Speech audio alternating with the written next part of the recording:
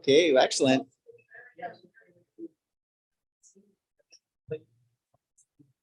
Well, there you go. And I came across it. Yeah. It's funny. I would have guessed it. Hi. All right. Okay, well, welcome everybody. You are in for a real treat. Yeah, we're going to keep diving into the world of medicinal mushrooms, fungi. We're going to keep on that theme. Very interesting listening to Kevin. Yeah, I was just thinking that in my mind, being like, I wonder where everybody's at after that amount of intensive, so to speak, right off the bat. That's he's a deep dive.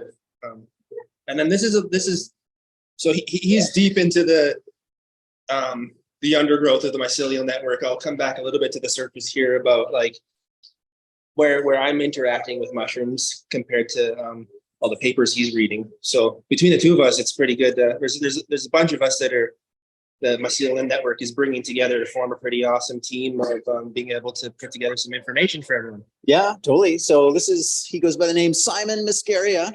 Simon is your real name. Muscaria is just because he absolutely loves the Amanita muscaria and works with it. So yeah, definitely it's going to be a very interesting next 45 minutes here. And do you want to kind of hold for questions, or you want to free flow it? How would you like to do that? I'm open to free flowing it. I am literally free flowing it in the sense of just here to tell you a little bit about my mission in the Mycoverse. Yeah, totally. And I would just say for any questions, maybe just repeat them so everybody can hear. I'll kind of hang out. I'll watch the online. We got some great folks that are tuning in online. It'll be recorded. We'll send this out afterwards. And yeah, I'm looking forward to it. So Simon has been one of our presenters at the Medicinal Mushroom Symposium. And yeah, Kevin had been part of that as well. And that's when he reached out via Simon. And yeah, unbelievable if you get a chance to kind of peer inside this man's brain and what he creates and how he creates, deeply, intimately connected to not only the forest and the mycoverse, but the laboratory and the extraction. I mentioned as Kevin was speaking that, Simon is Kevin's go-to for super, super high quality extracts of medicinal mushrooms. We have a number of them here that he's brought, we'll talk about, and we'll just see where the conversation goes. But it's an opportunity to kind of go deep into the mycoverse. So thank you so much, Simon, for being here. Thanks, Malcolm. Yeah, we'll let you take it away. This is my first time doing sort of a live audience presentation. I deal with a lot of people in the market, and the market's sort of a live audience, but it's very much more personal in a way. So this is exciting. And yeah, as Malcolm was saying, my background, Muscaria has been my signature since I was a little kid, actually even in grade 6, because I grew up with my mother living in Germany, and my grandparents there were very into mushroom foraging. And so there's obviously like a long history of that there. Not so much here in Western Canada. There's been a mycophobia kind of that we're all sort of collectively getting over in this sort of paradigm shift in understanding mushrooms and the general public becoming a lot more aware of them for the sake of all their benefits. But their original benefits were mostly gourmet. And then there was also like in traditional Chinese medicine, the whole medicinal side, but that was fairly a lot less visited, so to speak, in other cultures, in the Western culture where, my background of mushroom foraging comes from. And so my grandmother here in Canada as well, on my dad's side, really loved Lycinium scabrum, which is, or Lycinium scabarum. Pronouncing Latin mushroom names, I don't know if anybody knows for sure, besides maybe the person that like made up the name, like how to pronounce it. So don't worry about me trying to pronounce it right and it being right. But my grandmother here really loved Lycinium scabrum, and so I used to find those for her.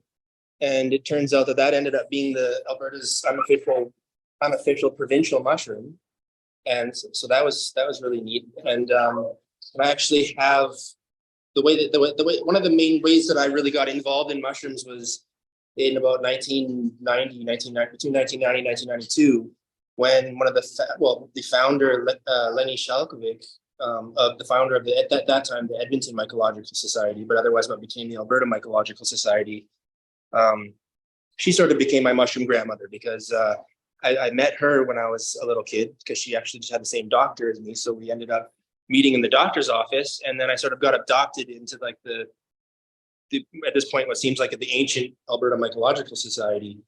And so I had a lot of awesome elders in the beginning, even like, you know, Martin Otis, and even Robert Rogers. I recognize him from my childhood. And so I had this long affinity with mycology through foraging for my grandmothers, and then also getting involved in the roots of the Alberta Mycological Society. But Amanita became sort of my spirit animal, the Amanita muscaria. So that's why it became sort of my signature, my last name, my thing I did artwork with a lot. And for me, I was really interested in basically sort of Eastern philosophy of like meditation, and also like sort of a little bit of the beginnings of kind of new age concepts like astral projection and lucid dreaming.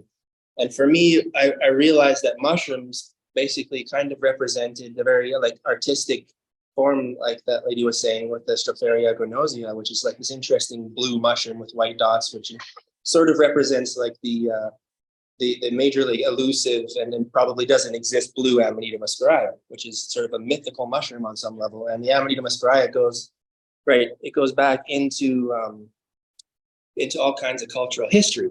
And I didn't really understand that as a kid, but I was interested in sort of philosophical things and biology and science, and Amanita became for me what I considered sort of the third eye of the forest. Like it was the way that the forest used its neural network, which was literally what the mycelium connecting everything, and sort of basically became awake once in a while in the outside world and took a look at what's going around. And I mean, who here knows what a mushroom is? What is a mushroom? Fungi. Well, it's part of one. So it's the fruiting body, but it's not necessarily even fruit. It's called a sporocarp. Okay, but it's so everybody knows what a mushroom is, but when you really try to think of, wait, what is a mushroom besides like the thing that you find in the forest mysteriously sometimes that is there or not there, and has a very, you know, totally depending on the weather or not, it's going to show up. And so there's a mysticalness about every mushroom. Like all mushrooms are technically sort of magic, if you want to consider magic a mysterious part of nature. And they're extant neural networks that are also digestive systems connecting everything and living beneath our feet wherever there's a healthy ecosystem, and even, you know, in cases unhealthy ecosystems. And they so this third eye of the forest, in the sense of like when we go inwards and awaken like our minds and our imagination, which is kind of, to me, equates to sort of the third eye, looking at yourself internally.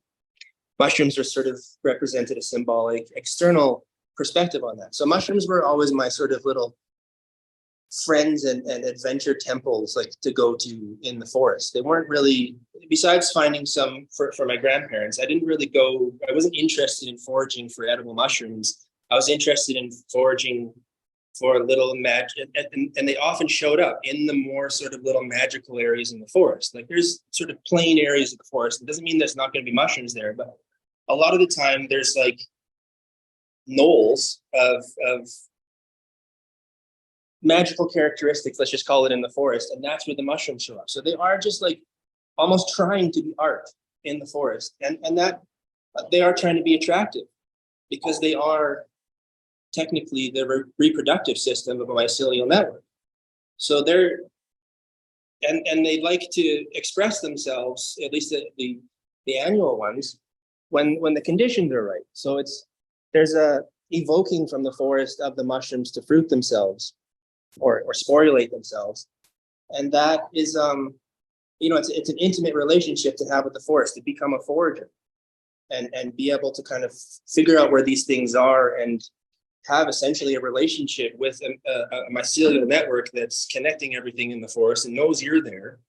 And then you get to figure out if it's there only if it shows itself through a mushroom, because otherwise you can't tell it's there. It's a mycelial network that's hiding underneath and in between everything.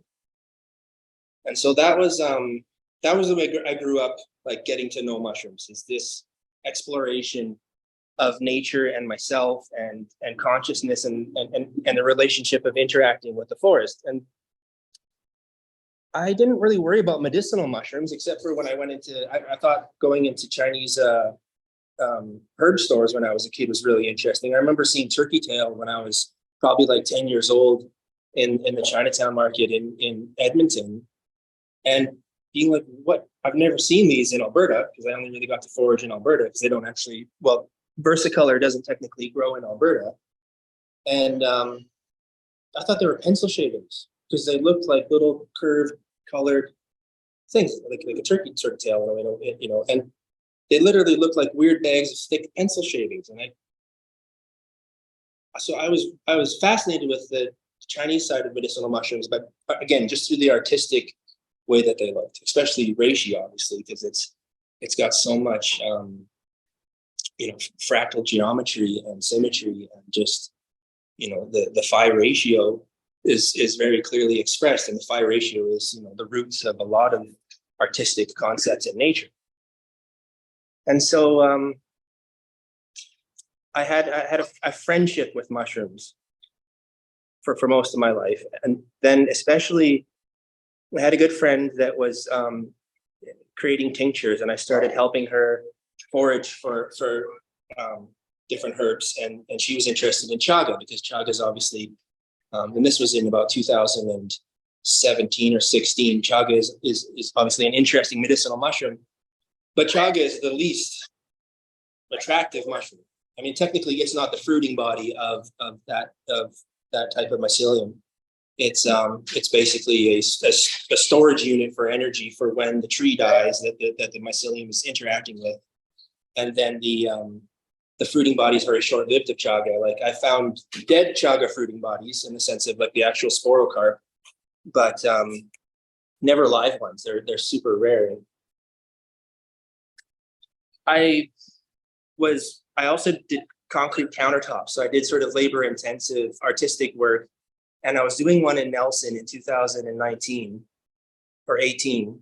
And my back was getting sore from spending actually months on working on this really huge concrete art piece, and bending over a lot. And I was taking a bunch of ibuprofen to get up in the morning and deal with continuing to work. And again, I hadn't really got into medicinal mushrooms because I'd never really been ill before, and nobody close to me had been ill before. And I just never got exposed to that avenue before starting to help my friend make tinctures. And that wasn't necessarily traditional Chinese medicine, but I did my first chaga tincture basically with her. And then that was in about 2017. And in 2018, when I was doing this concrete countertop in Nelson, I got bit by a tick early in the spring. And I had been on a lot of ibuprofen to keep myself going. And then the next day, I didn't get a rash, but I definitely felt sick, like a flu kind of thing flew over me. And I intuitively, for a second, just my imagination told me that, oh, did I get Lyme disease? And I didn't even really know anything about Lyme disease. And then I spent the next like 7 months trying to figure out what was wrong with me, and I was going to get put on immunosuppressants because they thought I had an autoimmune disorder. But it turned out, yeah, I totally had an infection. And the first symptoms that I felt was I said that I felt like I had little hamsters chewing holes into my collagen, which is literally what Borrelia burgdorferi do. It's a bacteria that is like sort of the main character of Lyme disease typically. They're a corkscrew type of bacteria with like a spike on their face that drill into your collagen and hide out there and eat off that in order to hide from your circulatory system, because that's where, you know, the killer T cells and things are. So they're way more advanced than we are. They've been around for way longer than we have. And they know how to cause very painful arthritic type feelings. So you can be diagnosed with an autoimmune disorder when you actually have an infection that is causing migrating, burning, stabbing. I call it the rug burn on the fabric of space-time in between your joints, because everywhere you're dense, that's where they try to hide. And it really hurts. And so I found out through thinking about maybe that I had like an infection and looking into that myself and researching that. And when you go into the rabbit hole of trying to do that, which I hadn't really done before, and I like researching, not as necessarily much as Kevin does, but I figured out that I must have an infection like I felt like I thought. And I found out about what Lyme disease is. And I had a huge educational, like, some sort of spiritual experience almost about what my body was and what it meant to have an infection. And but it's hard to find a doctor that actually thinks about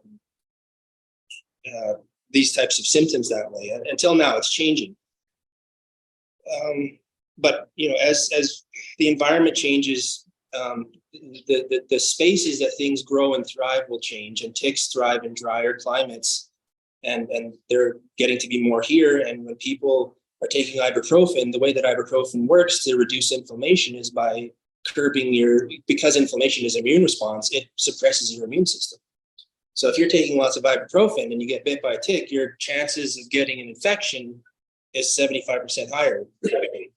And I was on a decent amount of ibuprofen. I was just trying to get a job done.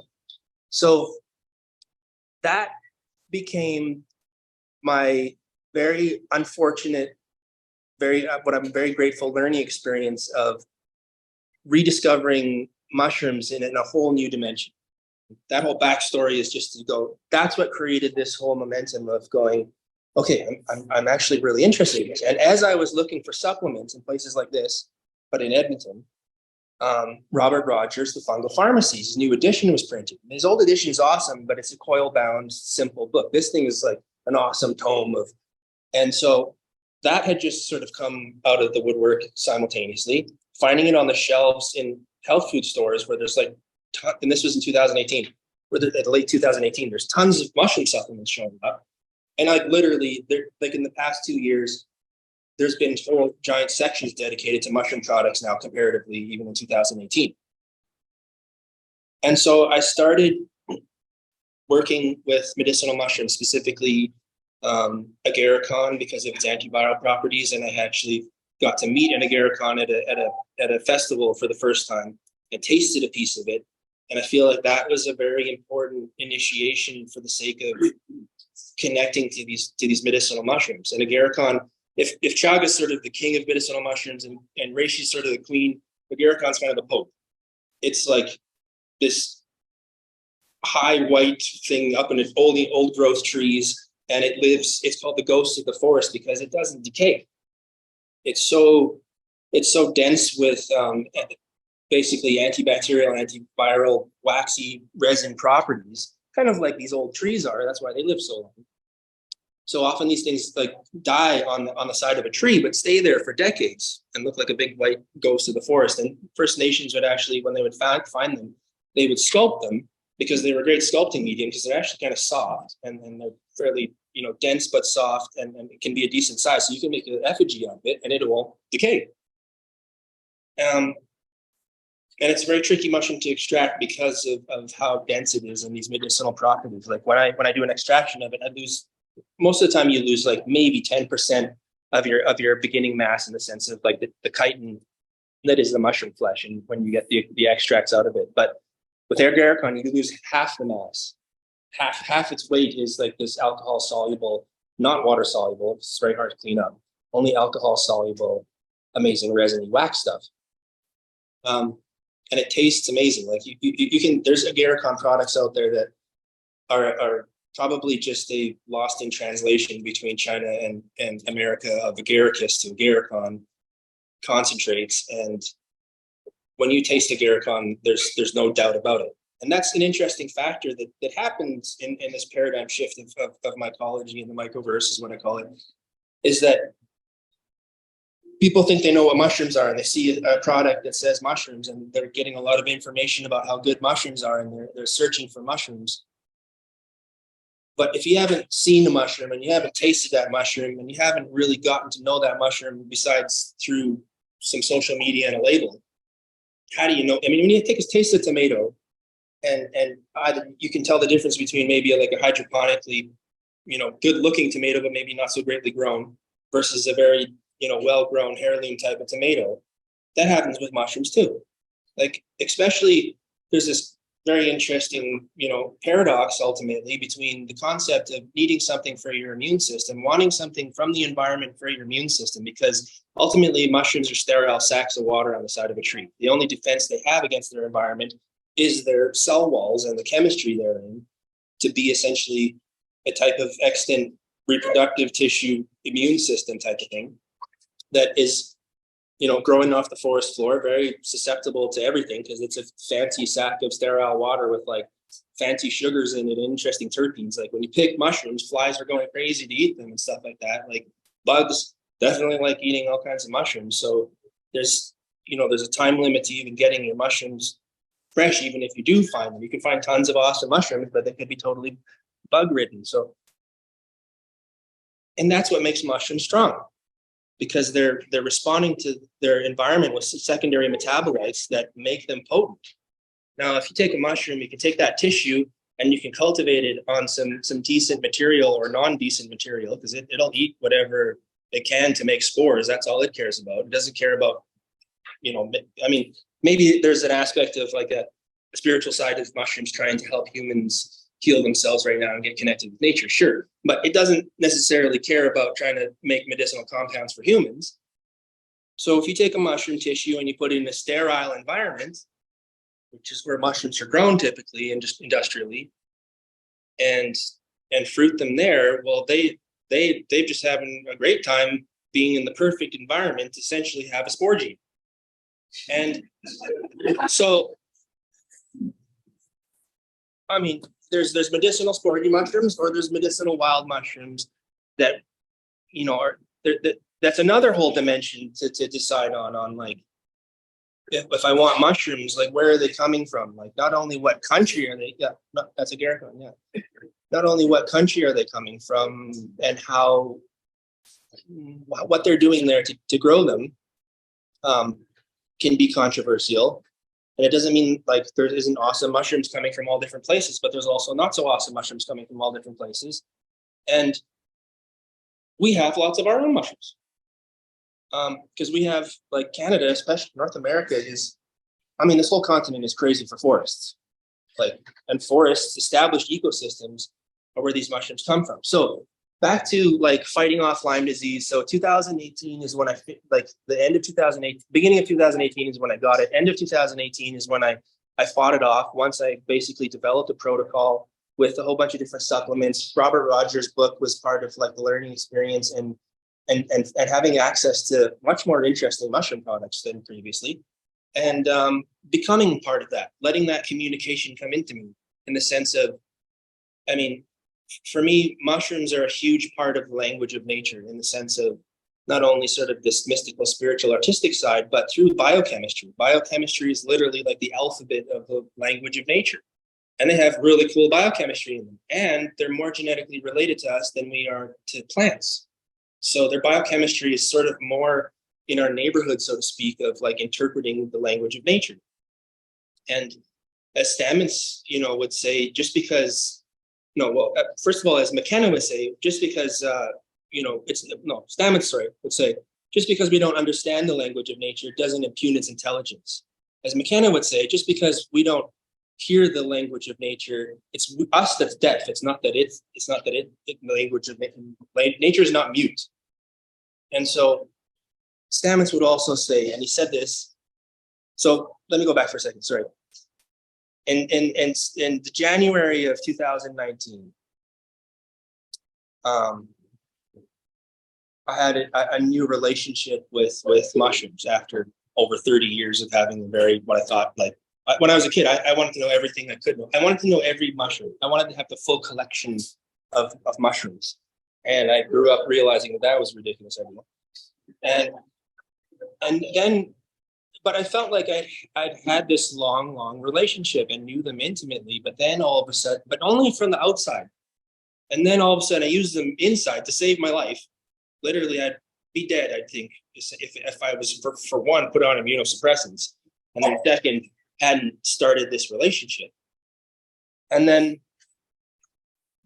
this next level of the relationship. And then it was in September in 2019 that my friend of mine sent me a picture of a really nice Hericium. And so we sort of call the Hericium coriolis around here lion's mane, because it's sort of the main term for that type of mushroom. Right? How many do you have time? Yeah, you're good. Okay. So that mushroom was a big part of trying to repair my nervous system, because the pain and like the bacteria chew on your collagen and mess with your nervous system, like it sucks. And so to heal that, I started using Hericium. And so I had a strong relationship with that. He sent me a picture, I think it was September 12th, 2019. And was like, look, I found this in the ravine. And it just happened to be a good year for mushrooms that year. And I was super excited. And I was like, it was 10 o'clock at night. And I was like, let's go.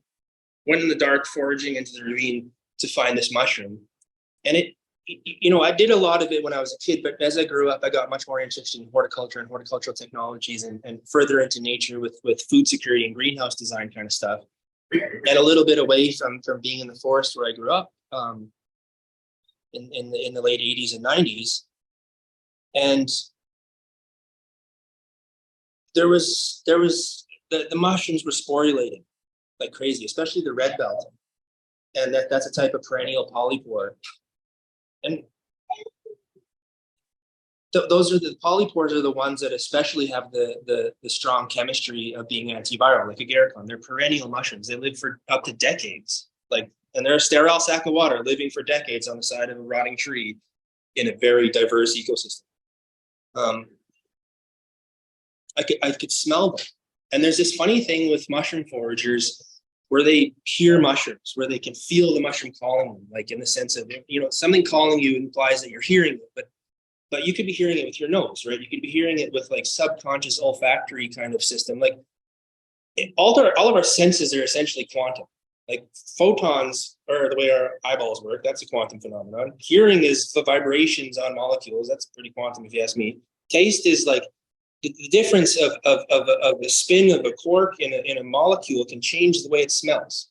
So it can have one molecular structure that's basically only a quantum difference than another molecular, well, same structure, just quantum difference, and they'll be completely different smelling. So there's a lot of information coming, about how our senses are actually interpreting the environment.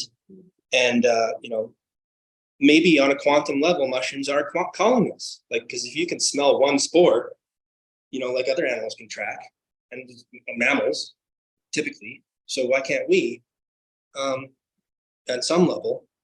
And so, and it doesn't, but the weird thing is it doesn't have to be like you're in the forest. You can be driving along the road and all of a sudden see a patch of trees that just feels right. Doesn't even smell right, just looks right. There's something like, there's a calling of like, almost like an invisible pattern that the trees are making, like even, and you can see it sometimes, like early in the morning or in the evening at dusk and dawn. Like if you see a forest in the distance around sunset, sometimes you can almost see like an aura around trees. You don't have to be necessarily on hallucinogens. You can literally see like a little bit of a colored heat wave kind of almost coming off of it. And so there's these signatures of that mushrooms have in all kinds of ways that I think connect with humans in a subconscious way.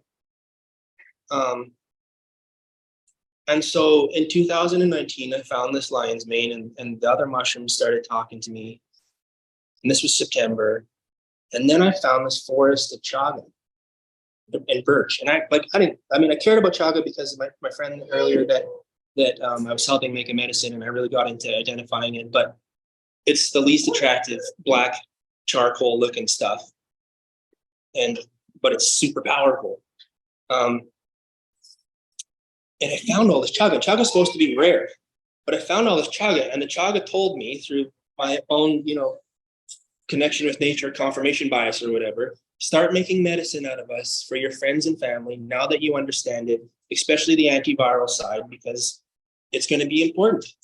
September of 2019, November of 2019, the movie Fantastic Fungi comes out, and Paul Stamets started telling everybody about how, I quote him, in case of global pandemics, we should be protecting old growth forests as a matter of national security. Those are his words in the movie in 2019, November. And Chaga, a couple months earlier, I don't listen to mushrooms in a medicinal way. Before that, I listened to mushrooms in like my artistic little spiritual happy gnome finding them in the forest way. And so I was like, yeah, okay, like that. There is like so much of it that I guess that's, you know, what the forest feels like it's telling me. Again, it's just total confirmation bias ultimately. Like I started developing a real struggle with like really being like, okay, so now I'm getting a clear message. And what like how much am I making up from that? And how much is the forest telling me to do something? Well, I mean, it didn't help that you know, a few months later, the global pandemic starts. And chaga just happens to be like super popular all of a sudden as an antiviral, as well as Paracon and all this. The momentum really starts rolling here with like, you know, let's just call it a message from nature about stuff that humanity's dealing with. And so I realized that I was going to start making mushroom medicine, but from an artistic perspective. Like I've grown up and I am an artist and a scientist, but sort of more of an artist, like in the sense of like I try to do art scientifically and make not only form but function. And my whole interest in art and spirituality started with mushrooms anyway. I don't mean from a psychedelic standpoint. I mean from just like a connecting with my grandmother, connecting with the forest, connecting with this like mysterious, beautiful red and white mushroom that just shows up and doesn't fit in kind of in a way. Like the forest has got its pattern and then this thing shows up and it's like trying to stand out, like it's putting on a show. And then start to find out about it and it's got like a huge history of complicated, very interesting rabbit hole. Go ahead. Yeah, mushrooms make all these fruiting bodies, and sort of, to a certain extent, that's to spread their spores and that sort of thing. But what's in it for the mushroom? Okay, Why is that? cool. So the question is, mushrooms obviously produce all these fruiting bodies. What's in it for the mushroom? So mycelial networks produce fruiting bodies called mushrooms, which are sporocarps, and release spores. And the spores are not just like an X and Y chromosome. They're a whole bunch of different chromosomes. Like some mushrooms have over like basically 20,000 sexes. So I mean, like, yeah, nature is got rainbows of diversity or whatever, right? Like it's not just black and white, but it doesn't mean that these things have really intricate ways of fitting together in order to maintain the highest ability to be adaptable and therefore survive. Like spores can live in space. Like God could be a spore for all we know, in the sense of the first thing of genetic material that showed up on this planet in order to initiate the spark of life could have been arguably a spore that traveled interstellarly on a comet. So life in the universe, what's in it for mycelial networks is spores, because they can travel probably intergalactic if they had to. Does that answer your question?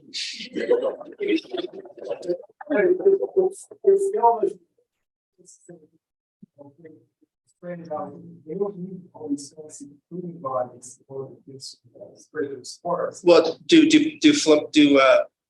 peacocks need fancy feathers in order to mate? It's an attractive thing somehow, right? Like there's what's in it for us to see art. It's something about the law of attraction based on, you know, symmetries. Like look at how symmetrical, like reishi is like just like fractal right there. Like it's not even trying to hide it. Right. This is the phi ratio. You know, and this is the same thing that causes, this is the same shape in the Milky Way galaxy and the way that like the arms of the galaxy are unfolding. So, you know, and this produces trillions of spores on this side.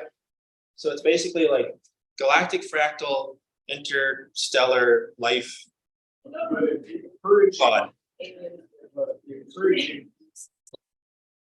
Animals eat it. Does it really enhance its spore? Yeah, for sure. Like if a fly agaric, like an amanita, basically will drop its veil when the spores are ready And then flies can start really getting at the gills, and yeah, they mess it up, but they kind of, it still will sporulate, but then those flies take off with spores on them. And so spores are microscopic. They're like the size of pollen, if not smaller in most cases. And so they carry, they're basically little spaceships of genetic material. And so mycelial networks are brain stomachs that we can put things inside of us to eat it. They grow into what they want to eat, analyze it, and digest it simultaneously. And then basically, in a lot of cases, they can, if it's a toxic substance, they can remediate it, and or they do a bioaccumulate toxic substances. So that's another thing to consider on where mushrooms come from. Like if a substrate doesn't have good stuff in it, and you're getting fruity bodies off of a mushroom substrate doesn't have good, let alone a mycelial thing that you can't really remove the like, let's say you grew mycelium on an unhealthy grain source, which is, there's lots of unhealthy grain sources, and they'd be the cheapest, and you're growing a bunch of mycelium on it, and then you're making a mushroom product that isn't technically a mushroom product because it's a mycelium product. But literally the terminology of this is in court right now.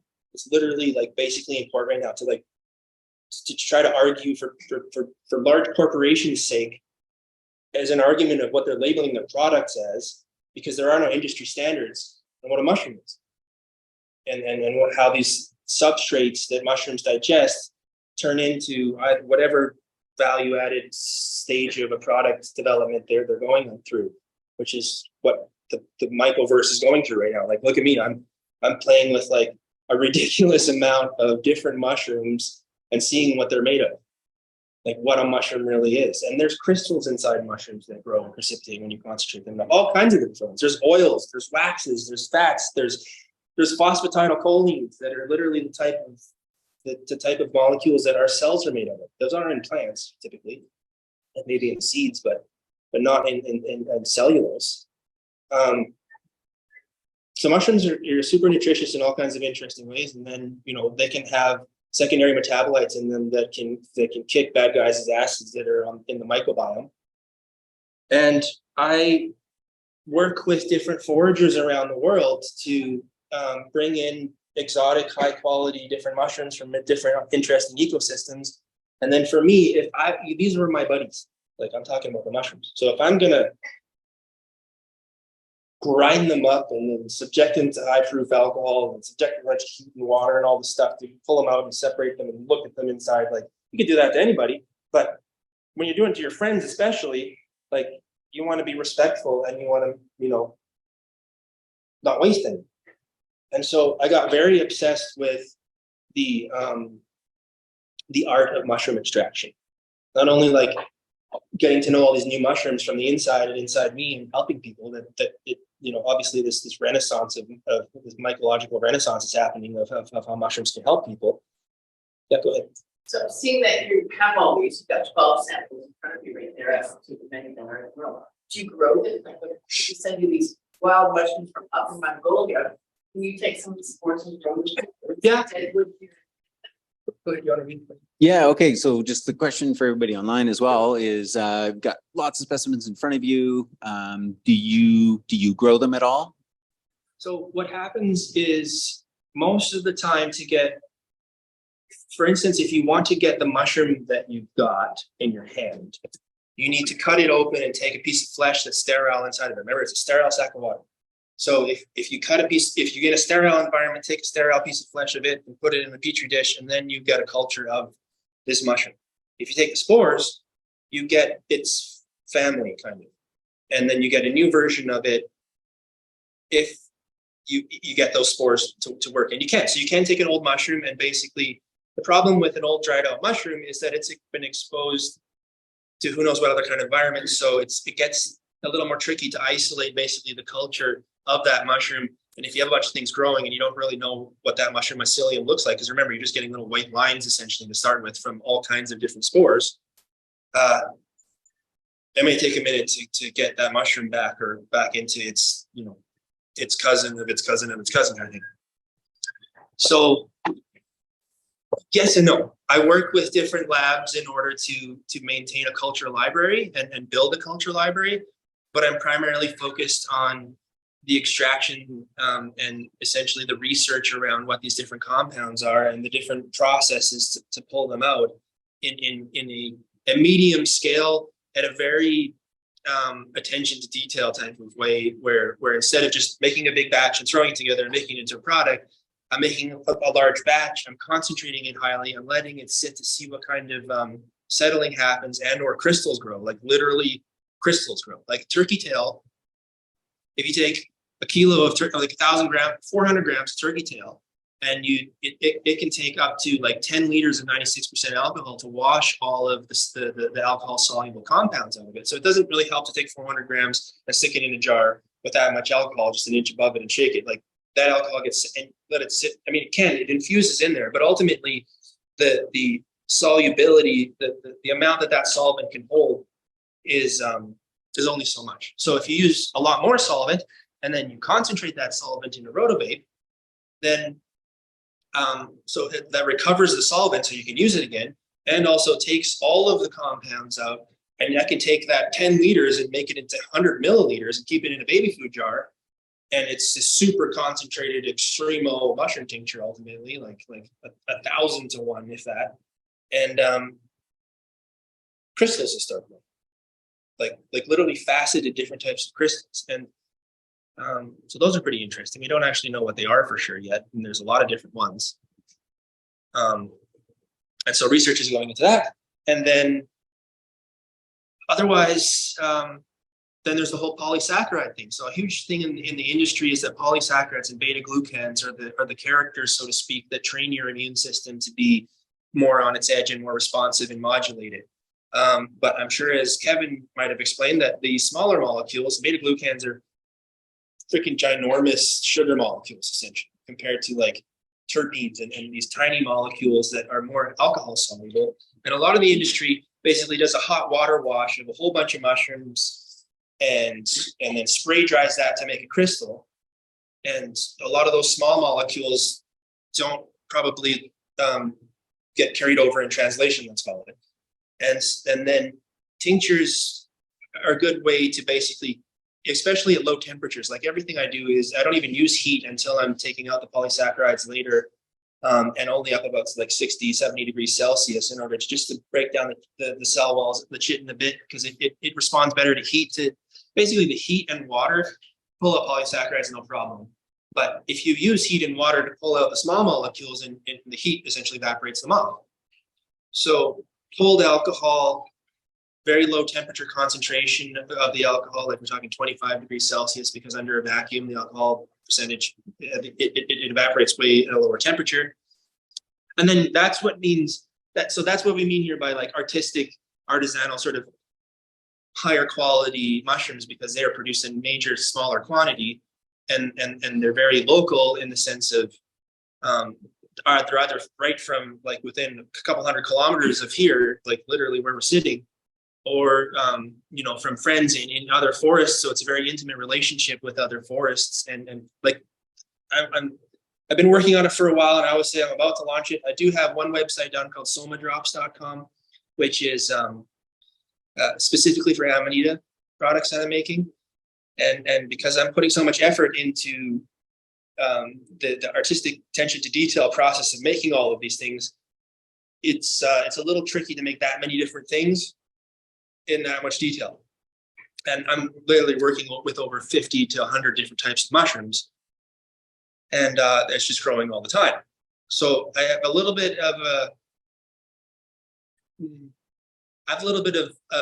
battle between quantity and quality kind of thing. Not only like the amount that I'm producing, but literally the amount of different things I'm working with, because I'm still battling with that original problem. I want the whole collection of all the mushrooms and to know what's in all of them. And it's super interesting, because even a hericium grown by one person compared to a hericium grown by another person, compared to a hericium you find in the forest of the same species, totally different stuff coming out of them in the sense of the density of the pigments, the amount of polysaccharides. Mushroom is not a mushroom when it comes down to like the same mushrooms. And that happens with potency in all kinds of mushrooms. Like for instance, I mean, know how many people are here are familiar with the psilocybin side of mushrooms, but there's a whole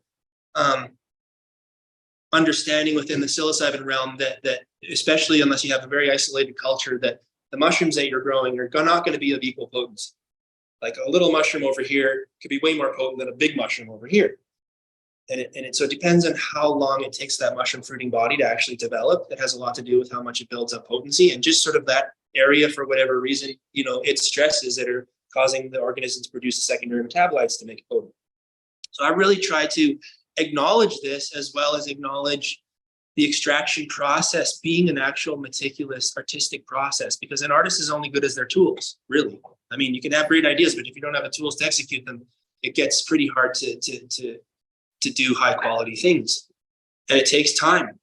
And so my life is basically, if I'm not in the market or doing, something like communicating about mushrooms in all kinds of different forms that you can do now, because obviously like social media makes all these mushroom characters come out of the woodwork, and mushrooms are all photogenic. So it's a lot easier to forage for foragers now, because you can connect with people in the mycoverse pretty seamlessly and have awesome exchanges of collaborating with different forests and different mushrooms all over the place.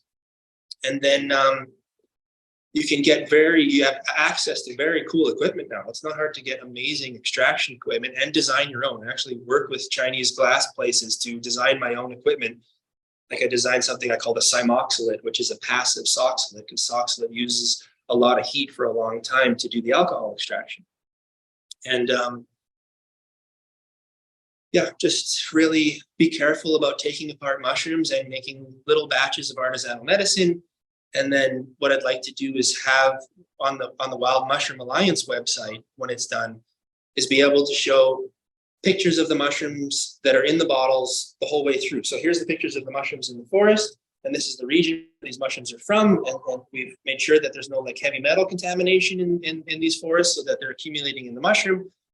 Doesn't really happen too easily in old growth like trees, and then like unless they're in like weird industrial areas, but obviously avoiding toxic environments, working with pristine mushrooms from established ecosystems, and therefore like arguing on the behalf of those ecosystems, like a law case for the Lorax of being like, here's my case of like why this forest is something to be protected, and it needs to be given rights, and it's a sovereign entity as a very complex organism that could help us in the case of understanding the language of nature in order to better adapt to potential problems in pandemic issue biodiversity type situations, and then bring this story to every different mushroom product, like these small batches, and basically show the backstory to where this mushroom came from, who it is, how it got into this bottle, what concentration it is. And then it's one thing to do all that, and it's another thing to actually, I can isolate these different compounds and grow these little crystals. It's another thing to actually figure out what they are. Because when you want to do mass spec or HPLC, high performance liquid chromatography, it's another whole dimension of analyzing chemistry where it doesn't exactly matter if you have the fancy equipment. If you're not using the fancy equipment properly, there's a whole art to figuring out how to do high performance liquid chromatography with the right column and the right. There's trade secrets of how to even do this stuff, to identify this stuff. And so it's a whole other giant rabbit hole of research to figure out what this chemistry is and what it's doing to people and how they should be taking it, whether internally or topically, and how to develop products with it, let alone just sort of create all kinds of mushroom products and feed the masses. There's a lot to be considered. So hopefully that answers everybody's questions. And it's an introduction to the mycoverse and my perspective in it. All right. Yeah. Lots going on in that brain. Yeah. And honestly, I think, you've done 2 presentations for the Medicinal Mushroom Symposium, and people who have been in this field for years, literally like their jaw just kind of, hits the table, just listening to Simon, seeing his laboratory, like it will blow your mind. Should we share that out, that last presentation that you did? Of course. Yeah. Yeah, totally. Okay. So, it's so worth it. It's a real good time to watch that and get into your head a little bit more around these. We're gonna take a break, and Simon will be around, so please connect with him. He'll just be over there. He's got all his tinctures here. If you want to ask him more questions about the fungi, yeah, a few, right? Yeah. It's working on the whole collection. And then, so we're at kind of 156 right now. So we'll take a 10-minute break. And then at 2:05, Blaine and Druzek will take the stage and talk about essential oils. So I hope you stick around for that, and we'll keep going with the wonderful day. Thanks for being here, for those online, those of you guys in person. And thank you, Simon. Live long and prosper.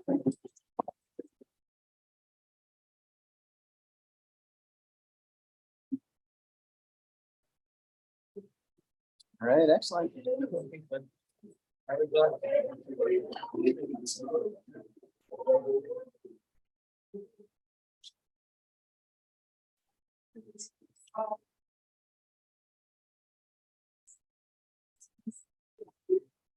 This is chaga, reishi. Yeah.